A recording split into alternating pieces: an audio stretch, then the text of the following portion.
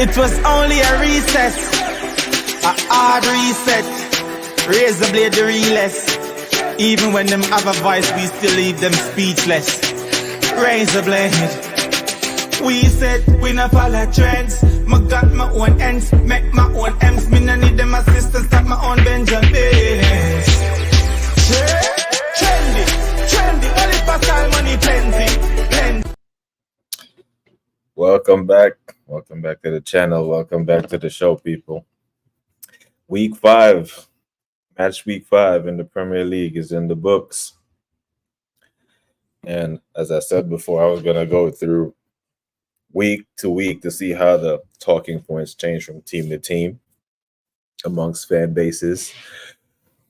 And, international break kind of threw the schedule off a little bit. But, yeah.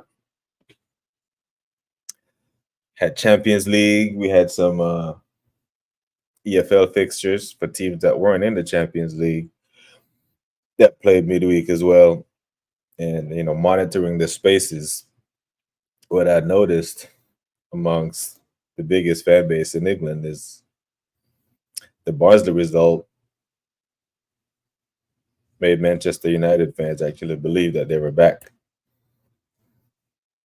Because them men actually put 7 past Barnsley and was talking like, yo, give us Arsenal now, give us Man City now, give us such and such now, give us Liverpool now, bro. It's Barnsley. But like I said in the first video from the week to week, is like, this is why I'm doing this whole week to week thing, just to see how the pendulum shifts from week to week, just how fickle fans are, how you can go from barely beating the Premier League team, slapping up a League One side, and let's make no mistake about it, Barnsley is a League One team, and you had them at home, right? The luck of the draw. They always get these League One sides at home. Slapped them for 7. And couldn't score against Crystal Palace with 6 to 7% possession. So it's like, what was that all about? We have to be somewhat level-headed and call these results from what they are. Right? With the money spent, I just think about it. Like, are we really at the point where Manchester United are being praised for beating Barnsley at home in the EFL Cup? Right? But rivals who told them to calm down during the week were told that they're hating. Nah, it's Barnsley. And you're at home, you're supposed to beat them, you know what I mean? So that's the biggest talking point that I see from week 4 to week 5 within the Manchester United fan base.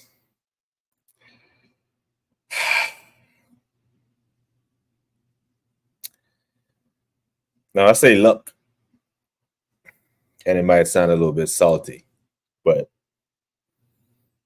I'm not salty one bit because I predicted that Arsenal would actually lose this game to Man City, right? The thing with champions is champions create their own luck. And when you're good and you're disciplined and you're well-drilled, the ball always seems to bounce in your favor. Right, so all these decisions that just seemingly happen to go Manchester City's way, it's because they're champions. They always get the benefit of the doubt. When you are the champ, you will get these calls more often than not. And it's across sports. It's not just soccer, aka football. Right? I've seen this in the NBA. When the Lakers were dominant, when the Bulls were dominant, when the Warriors were dominant, the Spurs were dominant, they used to get these calls, right? In the NFL, the great quarterbacks get these favorable calls. Right? They literally have a Tom Brady rule where you can tackle the quarterback below the knees because he was tackled one year in week 1 and missed the whole season because there was a low tackle. To protect quarterbacks needs to protect, right? So champions create their own luck. The reverse fixture back at the Emirates last year, Kovacic was on a yellow two-footed Odegaard, didn't get sent off. The PGMOL came out that Monday morning and said they didn't want to ruin the game.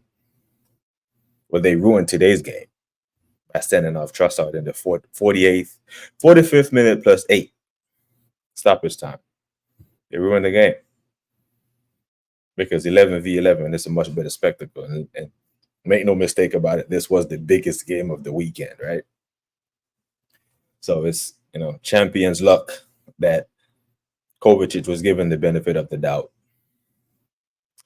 And Trossard wasn't, because Rodri is a champion, Ballon d'Or contestant, treble winner. He's Rodri. And he is, like I said in today's stream, like probably the best CM in the world. It's like tell me who can chat to Rodri. What midfielder in a CM role that's not an attacking midfielder that can chat to Rodri? I'm gonna reiterate, like, bro, that 3 seconds in the game you're on the floor rolling around. Said I ain't gonna call you the B word. But that other 5-letter word that rhymes with Mitch, that's what you were doing today. Because you're trying to get one of our players sent off. You're the shin. You're at home. It wasn't cool. That was some Mitch stuff, right?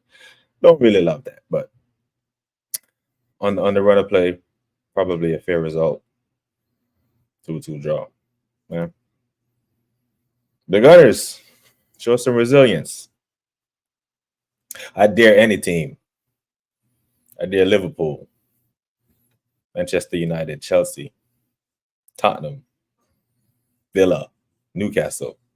Go to the Etihad. Go a man down with a whole half to play. Not a red card in the 75th minute, 80th minute in the first half, and have to deal with the onslaught of an attack of a Pep Guardiola team and see if you can come away with something. You're gonna show resilience today. That set piece corner, they're gonna keep running it until teams stop it. Another basketball analogy, it's like a pick and roll. I used to see Phil Jackson do this all the time with Kobe and Shaq. Shaq would get a dunk out of it, or Kobe would get a layup out of it, or Derek Fisher would get an open 3 until you stop it. So that seal on the goalkeeper, who you run for the big Gabby, I can dig it. And he could have scored 2. He should have scored 2, really. The chance he missed was that actually the easier chance of the 2. So he missed the easy one, scored the hard one.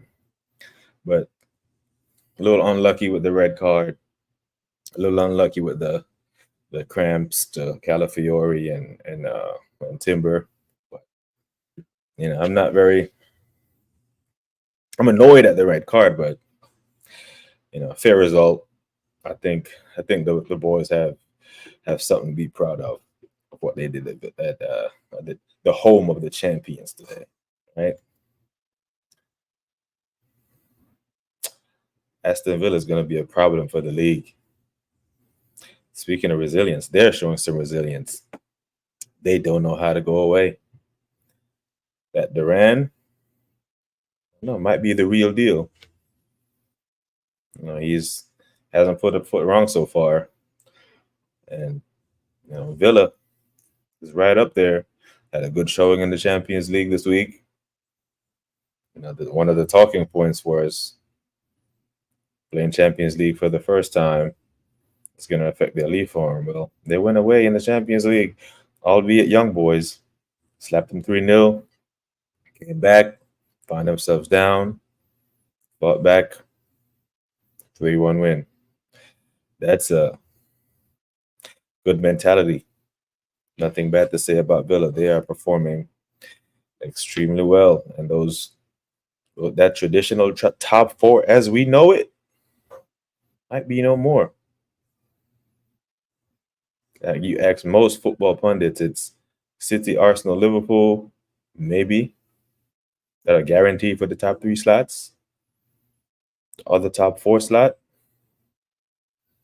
you have Villa, Newcastle, United, Chelsea, Tottenham. You have about 5 or 6 teams fighting for one spot. And if I were a betting man, it would be hard pressed for me to bet against Villa right now, because Unai Emery is showing his coaching pedigree, top competitions, and he's getting the best out of these guys. Luis Diaz has Arne Slot unlocked him. He looks lively. He looks like he's poised for a breakout year. And what people were saying about Liverpool last year, about their attack being frightening, with Mo Salah, Nunez, and Diaz on the left, I think this is the year that they might be frightening, because Salah gonna do solid things. Nunez even looked good yesterday. And if Diaz comes into his own, we know what happens when the Liverpool front three is firing, yeah? Yes, they have questions about their midfield and issues in their midfield, but it seems as if Luis Diaz is poised for a breakout year, and if that's the case, problems for the league. The next 5 games will tell us a lot about Chelsea. And I say the next 5 games because the next 5 games after Matchweek 5, 10 games, yeah? So it's the second half of the first 10 games. After the first 10 games, I usually look at the table. And it's usually a good enough sample size to let you know how the league might start to take shape. But some are prematurely or already saying X, Y, and Z about Chelsea. I'm not saying that yet, because they have shown inconsistencies. They have drawn at home to Palace. Took them an 86th, 87th minute poacher's goal last week from Nkunku to beat Bournemouth. Bournemouth missed a penalty. So the fact that they routed West Ham is not quite enough for me yet to say that they're going to solidify that top 4 slot or make a title charge. But these next 5 games, if they show a level of consistency, because they have the players, right? They have good enough players to push. So these next 5 games will give us a big enough sample size to let us know where Chelsea Football Club is, if they're going to push on or if they're going to hover around 5th through 8th, kind of like they finished last year. But I don't know. Those are my observations from week 4 to week 5 in the English EPL. If anything I said was crazy and you disagree, let me know. But that's what it is. Thanks again, people. Big up, and I hope to see you soon for the next stream. Sharper than the rain.